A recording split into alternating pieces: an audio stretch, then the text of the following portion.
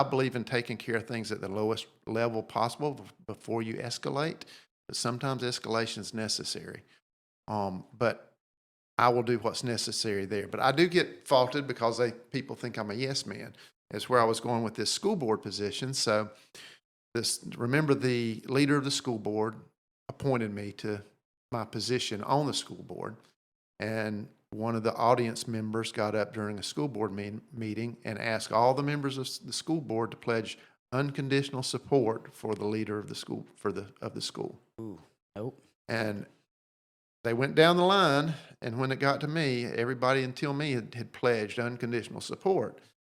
And all I could say is, nobody gets my unconditional support ever. My wife doesn't get my unconditional support. There's only been one person that walked the earth that had my unconditional support, and he's been gone for a couple thousand years. Jesus.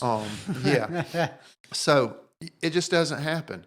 For the good or for the bad, I'm on the infrastructure sales tax committee or infrastructure surtax committee in Lynn Haven. I'm vice chair of that committee. Jamie's the one that recommended me for that appointment, and I'm running against Jamie. Now, is that a yes guy? I don't think so. Am I going to work with the city administration and the people on the commission? Certainly I'm going to work with them. But you can believe if something's not right, I'm going to make sure that it's taken care of, or that the best I can do is try to sway the rest of the commission to do the correct thing. Yeah. I'm not a yes man. And people that have appointed me or elected me in the past thinking that they had a shoe in on me, that they've a lot of times found out that's not the case, unfortunately for them. Is I'm going to base my information on what's right, what's true, and I'm going to make the best decisions I can for the city and for the citizens and for the city employees to move forward. Well, let's talk about that a little bit. Let's, so I've, this is kind of like I think it's a famous question by now. Kendall, I think it's a famous question. The famous question is, I think I've done this question. You know what I'm about to say.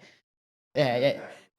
So I'm going to give you this scenario. When I was in the Army, I was in the training room one day. We were getting ready to go out on what they call a field problem. We are going to be gone for a couple weeks. And I remember 2 NCOs that were just at each other's throats. They're sitting there arguing.